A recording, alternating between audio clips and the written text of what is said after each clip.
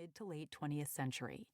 Lainey knew she wanted to focus on unions and political realignment for her senior thesis. She had already worked on Skocpol research teams during her sophomore and junior years and was excited when Theda agreed to advise the senior thesis. Then the pandemic hit, and Lainey ended up at home in Pittsburgh, where she was able to continue with ethnographic research in the western Pennsylvania region.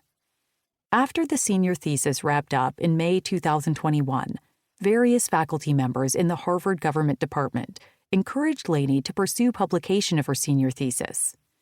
Instead of going straight from Harvard College to the University of Pennsylvania Law School, Lainey deferred for a year to continue working on the research with Theda. Although decades apart in age, the two authors of this book share a mutual fascination with untangling the social involvements that help make people who they are, including who they are as democratic citizens. Both of us believe that the networks and groups of which we are a part influence our identities, beliefs, loyalties, and values. When the makeup of the people and communities around individuals change, when friendships are forged in different contexts with different underlying shared experiences, people's outlooks and choices, including political opinions, are likely to change as well. Rust Belt Union Blues develops and applies this frame of reference to make sense of the sharp changes in industrial workers' political alignments over the past half-century.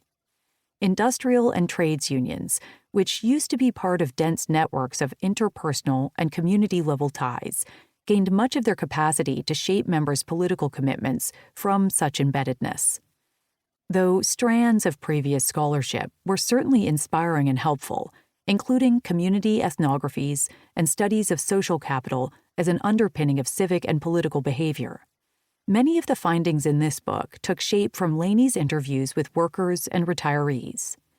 These interviews, as well as other forms of evidence collected, provided intimate insight into macro-level socio-political trends. Encouragement from Theda and others to pursue these findings beyond the submission of a senior thesis brought this book to fruition. The results of the 2016 U.S. presidential election sparked much commentary about why working-class Americans are failing to vote in their own best interests. We consider this question misplaced because we view political choices as driven in large part by social identity, by how people see themselves within their communities and their perceptions of who is and who is not on their side. These self-identifications, in turn, are influenced by the information people accumulate as participants in broader social, informational, and occupational networks. The overriding argument we offer is that interpersonal and community influences for workers in the Rust Belt today, unionized and non-unionized alike, are very different from those of the mid-20th century, when local union groups occupied center stage in many towns and small cities. In contrast, grassroots union groups today, as well as many of those other groups with which they were closely intertwined, have dwindled or disappeared across much of the industrial Midwest. Even workers who are still employed in legacy industries and formally enrolled in unions live very different family and community lives, and the new groups they are involved with, if any, are often linked to organizations and institutions that convey right-wing political messages. These micro-level sociological changes have, in turn, had profound effects on both American politics and national identity. Lainey Newman, Philadelphia, Pennsylvania. Theda Skocpol, Cambridge, Massachusetts. April 2023. 1. Understanding social and political change in the Rust Belt.